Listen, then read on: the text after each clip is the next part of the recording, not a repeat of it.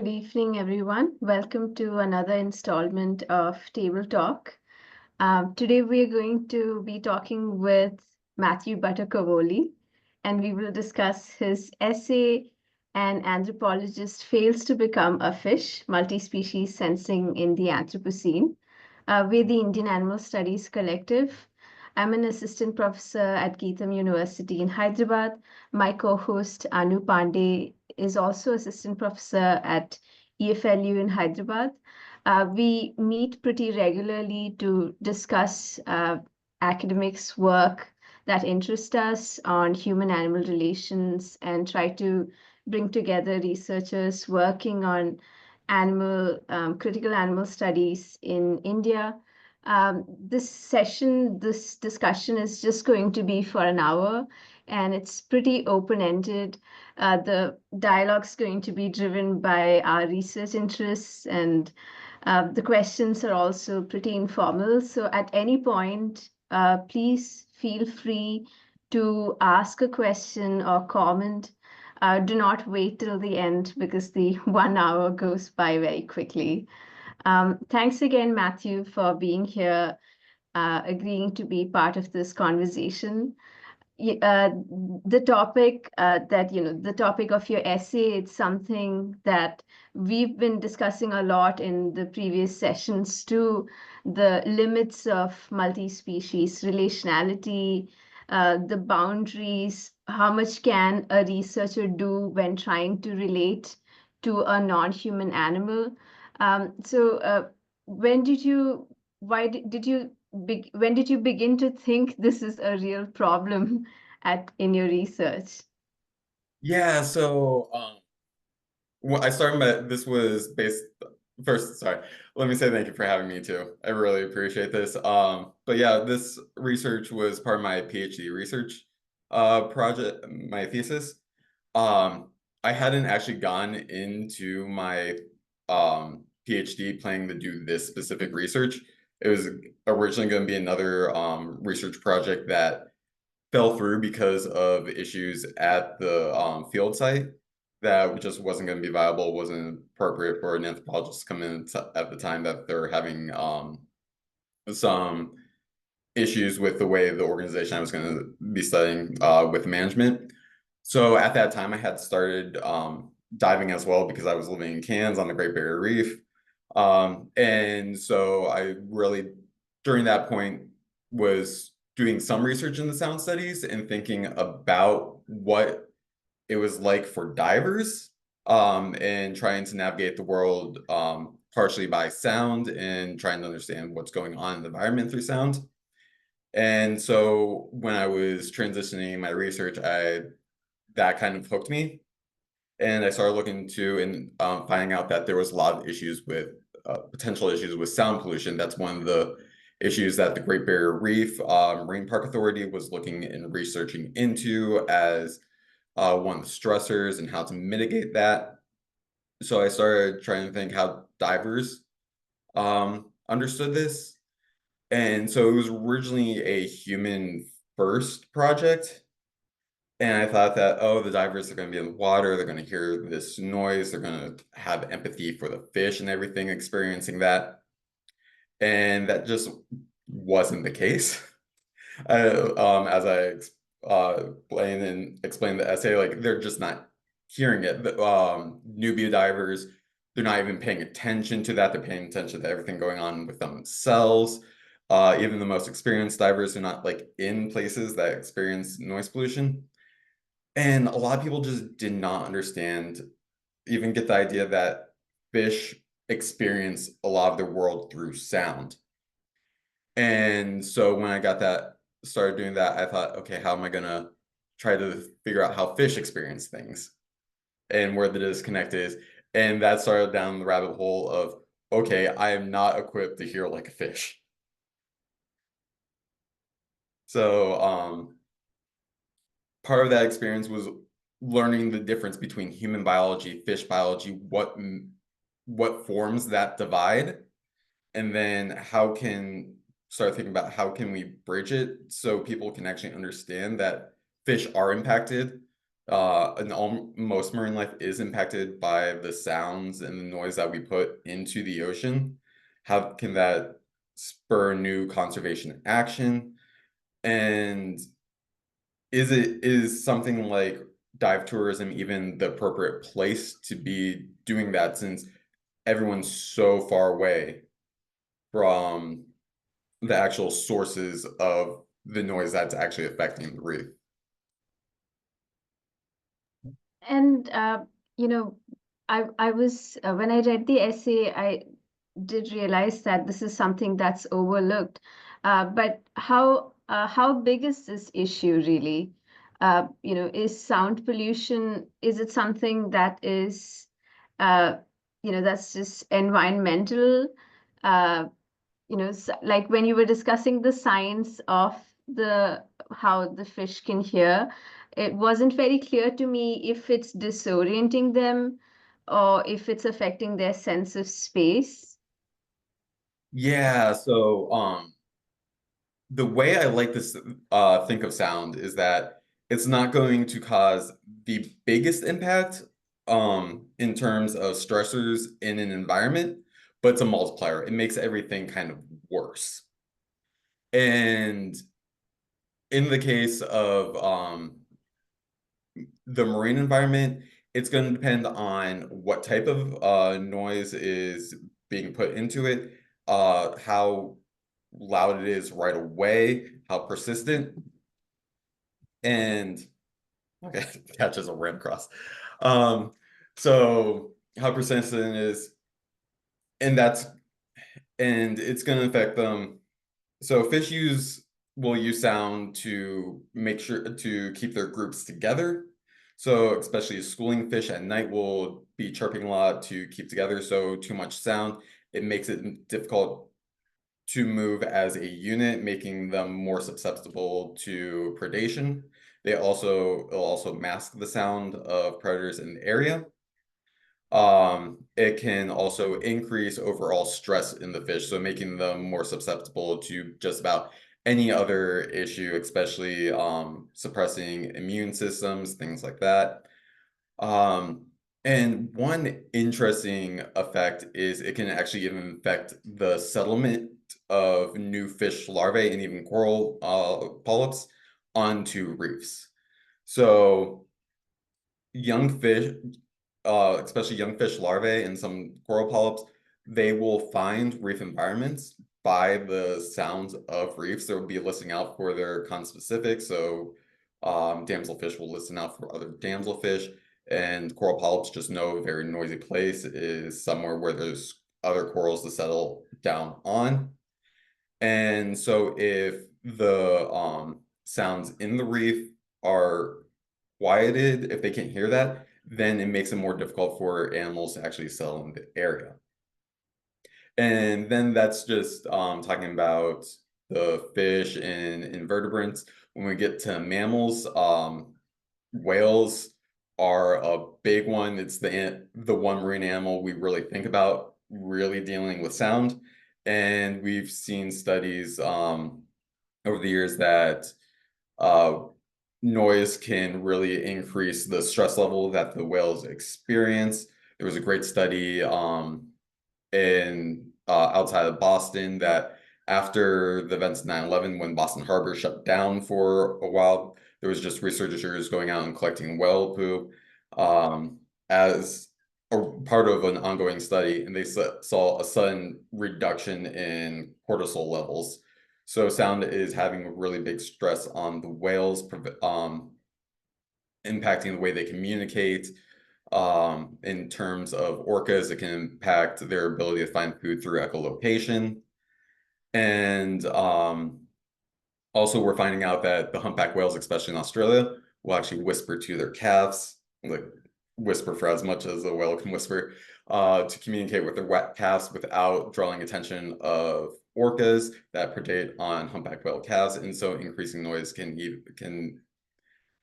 prevent the whales from whispering and having to speak loud enough that they draw in more predators. So, and then to give you an idea just how bad noise has gotten in the ocean, Um, we're looking, studies right now are differing on how loud it's getting, but it seems to have like doubled since they started recording it. So the more traffic you get going through of the ship traffic you get going through an area, the louder it gets. And the Great Barrier Reef, for example, is a main shipping channel for the northeastern Australian coast.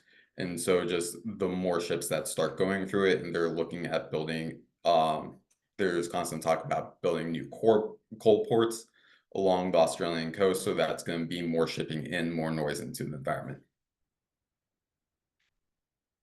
And the other thing, this part of your essay, when you talk about the crown of thorns starfish, I found that really interesting.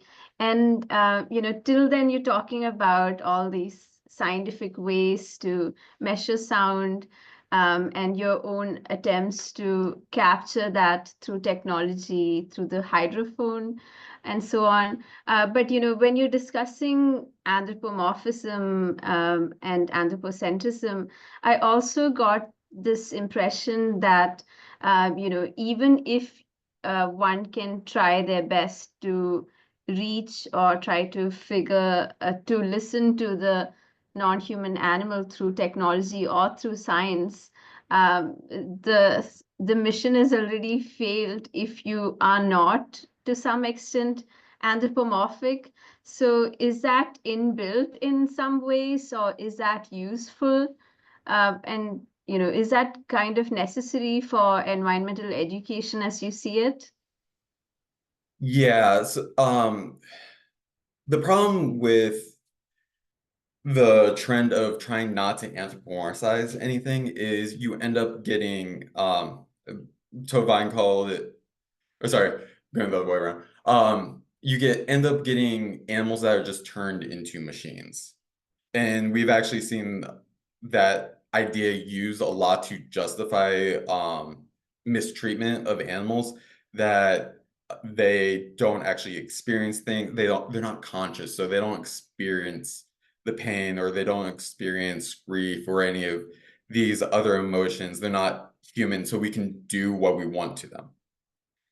And when you get that into environmental education, then the idea that these animals need to be respected and need to be protected can get lost. It becomes a numbers game.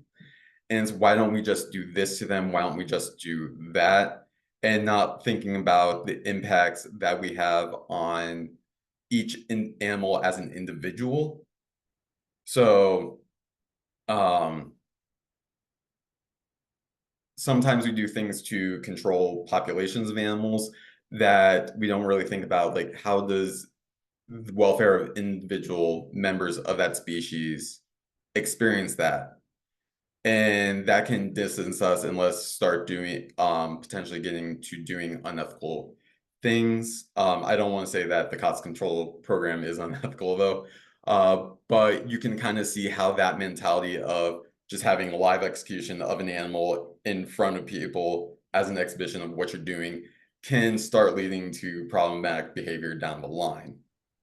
It can start doing Could things. you I could sorry. you could you tell us, because I have read the essay, I don't know if everyone else has. Could you tell us a bit about the COTS program? Oh yeah, sorry. So COTS stands for Crown of Thorns starfish. They are a type of starfish. They're about the size of a dinner plate. They have a bunch of arms, really spiky. That's where they get the name Crown of Thorns. And they predate on coral. And they're a natural predator of coral in the Great Barrier Reef. They're part of the Great Barrier Reef environment. But the problem is that there are blooms of them every quite frequently, where they get to an out of control population and they start eating the coral quicker than the coral can recover. And the scientists are still trying to figure out what's going on, what's causing this. One of the leading theories is that it's runoff, agricultural runoff, the fertilizer coming into the reef and encouraging increased breeding and survivability of their polyps into adults. So the COTS control program, it's this boat filled often with younger new divers. They have special packs and injectors that they go into a reef where there's experiencing an increase in the starfish. They'll go and inject the starfish with ox bile or a vinegar solution, and that once they inject them, that kind of starts to dissolve the starfish from the inside, starts breaking it apart and killing it. Because starfish, unfortunately, have the ability that if you just try to like cut it in half, you get two starfish, which does not solve the problem of control. So that's been a very effective program in maintaining the health of the reef. And so my experience with I've met these kids on the dive boats. They're affectionately called COTS kids because they're often young. There's a lot of indigenous kids, and this is a great way of getting indigenous youth into the dive industry and into marine biology. But I experienced this particular instance when I talk about the execution. It was at a symposium in 2018 that was specifically for reef restoration and trying to figure out how to spend money that the government was suddenly saying was up for offer. This was the last day, and we are going to visit a coral nursery where they're growing coral for replanting on the reef. And before that, we were invited out to the COTS boat, and they had a demonstration of how this process of COTS control works. And they had a big they had big starfish in a Tupperware tin, or a big not tin, tote, and they pulled them out, put them on the deck, and then injected it with the bile. And we just talked about the process as we watched this thing die, and that just like that had more of an effect on me than I thought it would. And it didn't seem like anyone else was like, maybe there's something more to this. There's something slightly disturbing about this. But I'm not surprised either because of how COTS has been treated, how they've been treated in the environmental community, to where I've seen Great Barrier Reef conservation group, conservation nonprofits post on Facebook pages calling COTS a villain of the reef. And there's something wrong with calling an animal that is naturally found, naturally part of the reef system, a villain. And so we don't want that happening in environmental education. We don't want things suddenly to be villainized that are part of the environment. Just because it is not in equilibrium with where it needs to be for a healthy ecosystem does not mean that these things are villainous. These things are happening because of our own actions. It is not these animals' fault. Yeah, I watched a video online about this, and I think one of the divers or one of the researchers is like, "Oh, I'm so happy we managed to kill some of them." And just the language, it's just like how you say I can see that it's an effective program, but one can't be sure. Anu, let's take your question. Thanks, Susan. Um, Matthew, I just before I pose my question, just so you understand where I'm coming from, I teach German studies and mostly literature and culture and civilization of German-speaking countries. So for me, because you write about the process of defamiliarizing human experience as an important step or an important part of the shift in environmental education from anthropocentrism to ecocentrism. And I was wondering how, what form this defamiliarizing of human experience takes in this field. Because for me, it's connected so intimately to Brecht's drama theory and the idea of defamiliarizing the audience in a theater from what they see on the stage so that they don't perceive it as normal anymore, but start seeing that there is a problem with the normal. And so I really wanted to ask you, what form does this take when you go out and you do a dive, for example, or if we speak of the broader idea of environmental education? Yeah, get access that and start understanding it, but also understanding that we are not our human instruments, that is our body, is not able to actually access everything and even being all right with that. Uh, if that helps.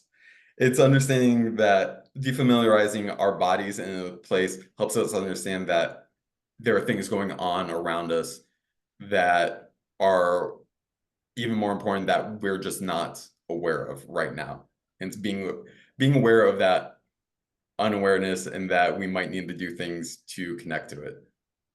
Yes, it makes perfect sense because coming from the direction that I'm coming from with my question, I also have learned to understand it as a tool which, in the case of drama, for example, stops the audience from having an emotional response to what they see on the stage, which basically needs to nothing changing, and blocking the emotional response and facilitating that people engage critically with what they see and start seeing that it need not be the way it is, and that other ways of being are possible. So yeah, I absolutely see how that works for you in your research as well.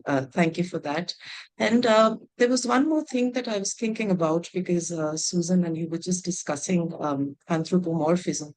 Um, I I have, you know, I don't have a clear stand on anthropomorphism in the sense that I would tend to distinguish between a sort of old-fashioned, uncritical anthropomorphism, which has problems inherent in it, and a sort of new 21st century reflective, critical anthropomorphism, which can be a great tool in helping us navigate our lives with non-human animals and other beings on this planet, with the acknowledgement that there are certain ways of perception which we cannot overcome entirely, given that we have our own modes of perception as humans, but being aware of those limitations in approaching animals. And because in your essay, you discussed this and you just spoke about this also, where you say the further we get away from primates or mammals or other terrestrial animals, the harder it is for us to comprehend the life of another being. And you mentioned, of course, also Nagel's essay in this context. I was just wondering, could this perhaps also figure as a positive opportunity to comprehend another being without being bogged down, weighed down by the sort of expectations that we bring with us, or ways of seeing that are then pre-programmed if we approach a species that we see as very alike or like us, and then we tend to anthropomorphize them, which has also been a problem with a lot of scientific studies, let's say, until not very long ago, where people observing primates would come up with conclusions that said that they, for example, kiss each other like humans, but that the action in the case of the primates was not akin to a human kiss, let's say. It resembled it externally, but the intention, if one can use that here, was perhaps not the same. So I'm wondering if engaging with species that are not that obviously like us, species that are far away from us in terms of the biological categorizations, um, whether that is something that is also a positive in, for example, the work that you do. Yeah, I think you make a really great point. When we think about the first thing with humans is we think through analogy. That's the way our brains work. We don't think through step-by-step logic like a computer does. It's analogy. It's I've had this experience before. This experience is like that. Let's extrapolate. So when we look at animals that are very closely related to us, we see a lot of analogies and try to extrapolate out. And it does result in a lot of issues with the research that gets put out, a lot of the stories that get put out, especially when it comes to primates. And so the farther we go out taxonomically to get things that are much different than our bodies, we do a better job of identifying how those organisms work and interact with each other. And so that removal does help with the validity and not bring on all our human baggage onto that animal. But yeah, the reverse side is then you're more likely to treat it as a machine. So the way we research insects, we know a lot about how insects work and all the mechanisms. We treat a lot of insects like they're just automatons going out and doing and buzzing around and all this. So I think it does help to have that removal to understand just how weird and how interesting each individual animal is, as long as we can be self-reflexive and bring it back to realizing that these animals have individual lives and start and start developing empathy for them. What I find interesting is that all the scientists I've talked to, all the researchers who work with animals, when you talk to them, they're very happy to just start anthropomorphizing animals. They have no problem with this analogy and talking about animals' experiences. And like even entomologists will have specific relationships with the insects and arachnids in their care. But once they go to write about it, suddenly all that drops off and they're very afraid to show any form of anthropomorphism, any form of treating these animals as individuals and not as just as objects. And then that creates a problem when we start going into education and talking to the general public who does not understand this sort of divide happens in academia. And so when we start working as educators, we need to start bringing back in that component of the animal. So from an education standpoint, the removal and the weirdness of the animal actually can help drive interest. And so that talking about how fish hear, people find that very interesting because they never think about that. And it's such a different experience for those animals. And so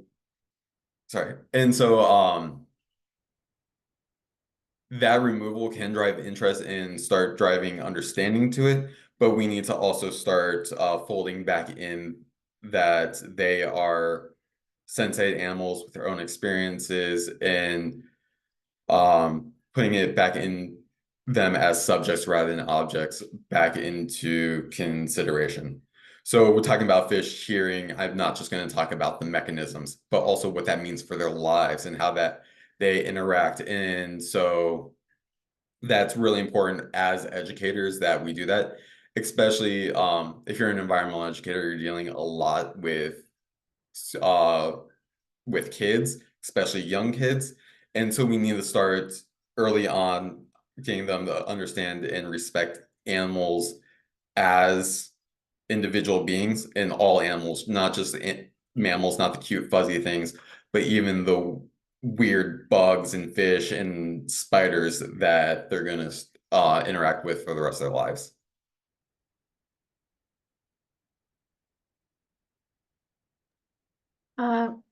Yeah, and kind of related to that question, something that you state right at the outset of the essay is that you say this is my subjective experience, and as an anthropologist, I'm going to use autoethnography. So, could you tell us a bit about what you mean by the subjective experience? Is it your own sense of interacting with these non-human beings? Is it the limits of knowing them? What do you think comes under this category? Does empathy come under that? So yeah,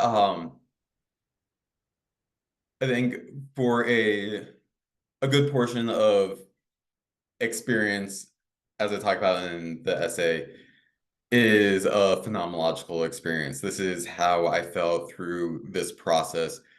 But there's also part of it that emotional experience, both the empathy that I've developed for the all the beings in the environment that I was participating in and studying, as well as my own experience of frustration and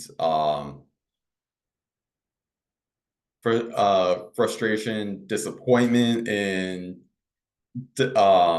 trying to deal with this, as well as the wonder of finding out all these new things about the biology of these different organisms, about the way that sound moves out. And that's and being aware of the various emotional states of your experience throughout a process, I think is very important both to the scientific field as well as education in humanities. That you're going to go through many emotions throughout your research and throughout the learning process, and those experiences are good data points.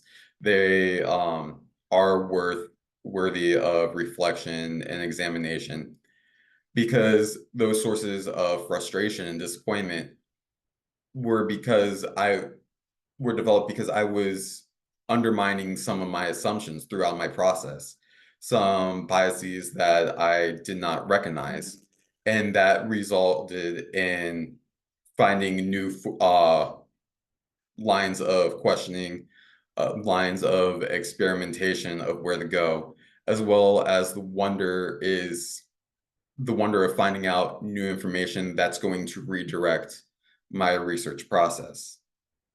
But also, like you said, the empathy, it's learning how I developed empathy, because how I developed empathy, I can then echo on to others through education. How did I start understanding these animals as individuals, as hearing individuals experiencing a sound world? And how then can I uh, how can I replicate that pathway for others? And that's going to be especially important when we talk about education and talk about policy making. Because a lot of education, a lot of policy making is first getting people to care. It doesn't matter how many facts you throw at them. It's getting people to care about the situation going on. And if I started caring about it, maybe there's a way I can get others to care about it. And then I can start bringing in the scientific information. So as a researcher, it's really important for me to understand those processes going on inside of me that's changing the way I view my research and I view my field site, because then that's going to continue on to the ethics of what I do with my research after. It's not just about publishing, but it's about advocacy. It's about bringing awareness and understanding to others about the thing I am studying. It can't just stop at a research paper. That's really interesting because we read this essay by Vinciane Desprez last week together, the one on where she's talking about the becoming of subjectivity, and she kind of locates subjectivity as something that we can find in an apparatus where a human and a non-human come together. So then she says, it doesn't have to be about animal capacities and so on. But the problem with that is that it's not really possible to make any ethical points. There's not really any room for empathy, even though she does say something like, even though she doesn't say animals themselves have subjectivity, there's a richer understanding of animal life. But I did notice that in your essay, you don't say anything about marine subjectivity. Is that something that is possible to speculate upon based on, your own subjective understanding, exploration? Or are they just too dissimilar, too alien for us to do that without being just ridiculously anthropomorphic? Yeah, so I mean, the one of the difficulties with that question is when we're talking about marine life, we're talking about a wide variety of marine life. I am very comfortable with saying that cetaceans, the whales, dolphins, porpoises, they're subjective. They have, we've done enough research on those animals. We've done enough observations that we can tell pretty much that they're pretty subjective animals, that they can identify each other. They have their own sense of self and all this. When we get further out to the fishes, it becomes harder to tell where subjectivity begins and ends with them.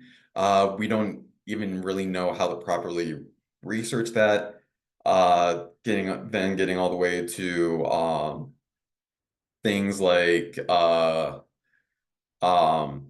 echinoderms, like the starfish, the sea cucumbers. The question of subjectivity becomes kind of moot because they don't even have a centralized brain. They just have nerve ganglia, so there's like not really a place to have higher order thoughts that we associate with subjectivity. But in some ways, you can get think around that, especially with the I'm trying to remember the name of the research the philosopher can help me, Von. Book school? Yeah, book school. Talking about ontics, and that we don't really need to think about specific subjectivity and how we define it as like this higher order thought, the sense of self, that every animal has its own sensorial life world that they exist in, and some are more complicated. Yeah, as Sarah pointed out, the umfelt. Some more have more complicated and less complicated sensory worlds based on their neurological and sensory abilities. And that doesn't and so in that case, subjectivity would be on a spectrum. You have very limited subjectivity in animals like sponges and sea cucumbers. And those will vary, like starfish can react to light and they move around their environment and interact with that. So in some case, they have a sense of where they are at in environment if they don't have higher order thought and a sense of self, to whales who have a complete, what we would describe as complete subjectivity. They individual, they have, I would argue they do have culture and they do have something close to a language, is not a full language among certain species. And I think with especially people who are working with things like fish and invertebrates, that it's not necessary. They don't like to talk about subjectivity in some ways because it's not necessary to find a like dividing line of this has subjectivity, this doesn't. It's better to think of it as a spectrum and where on the continuity do they have, which can then affect in some ways our ethical responsibilities to some things, how much um, enrichment and care does one animal get compared in to another, to deal with what they're neurologically capable of. So, for example, I'm currently working at a zoo, and we give our animals a whole bunch of different enrichment items depending on what type of animal that is. So, are things like our bears and our lions, which are mammals and have a complex neurological system and some for and higher order levels of thought and sensory capabilities. They get balls to play with, they get puzzles to find food in, hide food throughout their environment to go around. And we do all these things to interact and engage with that form of subjectivity. We also have starfish, and the starfish will get food placed in their tank, but that's about as much enrichment as they get because that's about as much enrichment as they need. They climb down the walls of their tank, scurry across the floor, get their food, and move on. And so we just need to meet animals where they are in terms of their life worlds, their umwelt.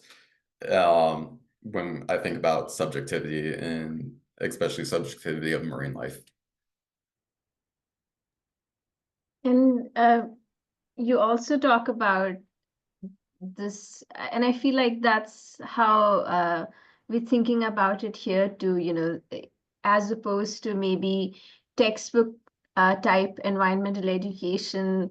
There's talk about immersive education, but you also, when it comes to what Anna Singh also calls the feral entities, it's not really possible to think about these things or even notice these things.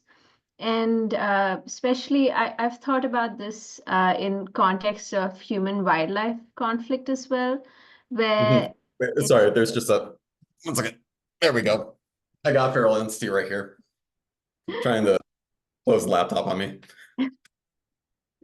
not quite a cat, but when it comes to a tiger, it's really not really possible to have immersive education or convey information about human wildlife conflicts that could make people have sympathy or empathy for the aggressive wild animal. So, what should one do? In the case of marine life, they're not really aggressive, they're not hurting humans. So so I guess it's slightly different. But this is a problem that I'm thinking about, and it's sometimes almost it's not a question that one can raise with people living there, because it's their cattle being snatched and their people being killed. At the same time, it's important, like you said earlier, to not make conservation about numbers, not make environmental education about just preservation of the species. So when it comes to feral entities or just more crudely aggressive wildlife, then what can one do with regards to environmental education? Yeah, so that's a really good question. That's because even at places like zoos, we struggle with that sort of education because you can't experience the entire life world of an animal even at at a zoo because it's not out in its natural environment. It's not a lion's not roaming across the savannah, for instance. And there's some animals that you can't even bring into a zoo context. Great white sharks, famously bad aquarium animals. The longest I think one has lived in a tank is maybe a month. Um, and so one of the best things I think we can do is using remote sensors. And so we do this for I talk about that with sound is there's a lot of bioacousticians and sound artists that are working with remote recordings in various environments. So people can tune in and listen to those environments that they can't visit. And it's also a great way of listening to what an environment sounds like when humans aren't present, because just our sheer presence in a place like a rainforest is going to change how the animals are interacting. We ourselves are a bit loud as we go through environment. We are seen as predators or threats, and so a lot of animals quiet down. And so your choice is either to hide yourself and make yourself as quiet as possible and stay there for hours, which is not going to be possible if you are with a group of children. Um, or you can set up a microphone, go away, and then listen to it remotely. Um, and this is also true with especially some predators. A great way of doing environmental education with predators has been looking at tracking data. So going back to great white sharks, people start developing empathy for sharks that have trackers on them. There's, I forget what the name of the actual website is, but there's a website where you can track the great whites as they swim around the coast, and you can see like where they're going. And people actually start developing an association with that animal because they can view that. Another good one is the live cams that they set up in certain areas. This reminds me, because I'm a big fan of it, Fat Bear Week that happens in the US every year, if you are familiar with that. We have in Alaska, there's a national park called Katmai National Park. It's on an island, one of the one of the Alaskan islands along the Canadian coast. Um, and they have a live cam set up at a waterfall that the bears like to go to during the fall, that the salmon come up and they're constantly catching salmon, and it's a time of year when they're fattening up for hibernation.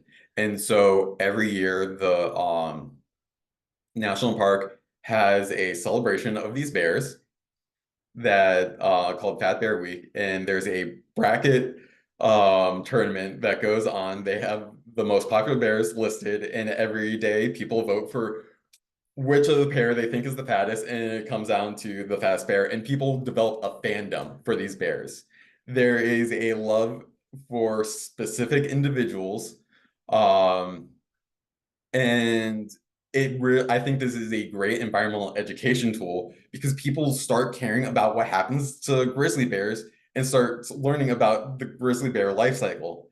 And what's interesting, especially now that I think about it, when it comes to anthropomorphization and empathy, is that through this process, they start learning to be nuanced about their anthropomorphizing them. Because I'm thinking of the event that what happened this past year is there was some, oh God, I'm going to use a pun. There's some really truly grisly things going on at this waterfall where one bear in particular killed another bear's cubs and then drowned a popular bear. And you would think that people watching this would start vilifying this particularly aggressive bear. Um, but people had an understanding that this is what happens with bears. This is part of the bear's life. There is a violence to these grizzly bears all coming together in one space and competing for a resource, and that we can't put our own ethics and morals onto these bears. That bear did not suffer at all in the voting. It actually did quite well in the voting, even though it was so aggressive and killed a bear that was quite popular among other people. So these types of remote sensing can be a great tool for environmental education where it's not possible for people to be immersed, or it's not possible to experience things when they're in that environment because they're not capable of experiencing certain qualities, or their presence actually disturbs what they're trying to observe. So I hope that helps you think about your education questions. I don't know how to quite feel about the Fat Bear Week, but Anu, do you have a question? Yeah, thanks, Susan. Matthew, I wanted to ask you about your experiences as someone who's practiced auto-ethnography in the Great Barrier Reef, because it's clear to us that auto-ethnography as a methodology has the potential, or it brings about a tremendous improvement upon, let's say, the old method of just observation with its entire inbuilt subject-object kind of, situation going on. And autoethnography enables us to overcome that and, to immerse ourselves in the environment that we are studying. But I wonder if you, while practicing it, encountered or felt that it also has certain limitations which make you think about what next and how to fix those limitations or fill certain gaps. Were there things that you were left um, unsatisfied with, let's say? Mm-hmm. So I have been critical of auto-ethnography as I've seen it sometimes practiced. I've seen it being used in things like education research where I think a lot of times when I see auto-ethnography, there's not a proper understanding of the ethnographic part, and it's a lot of just self-history and extrapolating a lot of assumptions from a own personal experience and extrapolating then those biases. So I think that's a really big pitfall. That's a trap that I see a lot of people falling into with auto-ethnography, is not recognizing all of the potentials for bias to come in and extrapolate and put upon. The way that I approached auto-ethnography was that I see myself as a tool and starting in as a point to start asking questions outward to everyone else. So in my experience, auto-ethnography has been great for generating research questions and lines of thinking, but you then have to move out and start talking to others and start pursuing those and understanding the culture through that. So one of the things that I'm drawing from as an anthropologist is anthropology of technology, where there's a lot of auto-ethnography done because it's a lot of researching learning the formation of knowledge and practice. And so doing engaging in some sort of practice, you're reflecting on your own learning process and how you're generating knowledge, and that starts examining how this starts defamiliarizing this practice and looking at how these individual components work. And I think that also shows kind of the limitations, because you're looking at generalized knowledge. You're not looking at how knowledge is moving among experts, but among people who are in a place for a long time. In this case, I'm coming at this as a novice in acoustics and marine biology. I'm not an expert. And so I have had more difficult time accessing the way that culture kind of works, because I'm not fully engaged in every marine biology conversation, every conference. And auto-ethnography was a way for me to understand my research because of the limitations I had with accessing those things.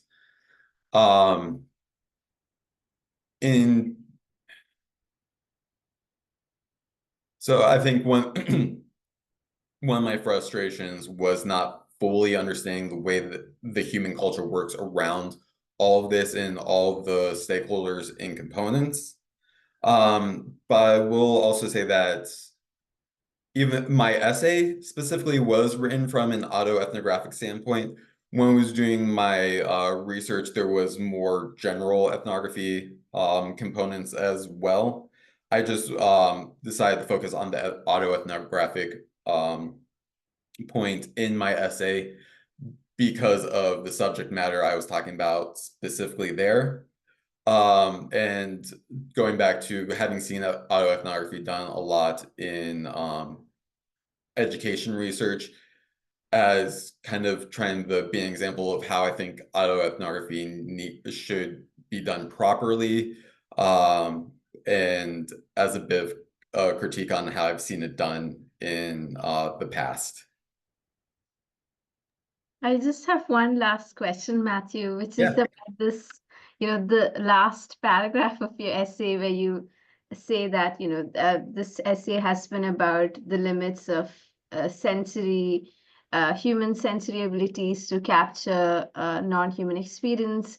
And some people also turn to artistic practices to do that. And what do you think is the potential for that? I'm thinking again about my earlier question, and especially with predators like tigers, I feel like listen to them through art rather than through science or science education, even remotely, because you see a tiger prowling and jumping on another cow, and it's not really possible. Whereas perhaps in art, it's much more possible to create a context for empathy. But what were you thinking about this? Yeah, so definitely through the creation presentation of art, there's a good, it's been shown to in science communication be a great way to develop empathy, to develop understanding that's beyond the scientific facts, that uh I'm going to be talking about bears again because we just had a program at the zoo over the back in September, October. We had all the first graders from the city. They've come in throughout those months, and they got to we led them around the zoo, talked about how animals find food, water, shelter, air, the four things that all animals need. And one of the things that when they got back to the classroom, they were visited again by our education ambassadors, and they got to meet some of the animals, but then they were given art kits, and they were given a little stuffed grizzly bear, and they had to make a habitat for their little grizzly bear out of the box and all these art supplies, and think about how these animals are provided with all the things that they need. And so they had to think about the experience of the bear in its environment, what they think would be good for them, how to get them everything that they need. So that sort of artistic engagement in the education process really made them think about what it's like for that animal, how to care for that animal, what it needs. And I think that doesn't need to be just for zoo animals. We can do that for wildlife animals, thinking about doing our projects so they think about this process. If you think about the violent interaction of a tiger and its prey, you can you can examine that through art, through the subjectivity of each of those animals. What's it like for the cow or buffalo? What's it like for the tiger? And you can better understand the dynamics and how that's working around and start developing empathy, even for both animals at the same time. And then just engaging with artists. The artistic process can bring out those emotional qualities in the experience. They can also, artists are good at seeing some of the more subtle things, seeing the beauty of the animal's musculature as it's moving around so that people can appreciate these animals from different perspectives.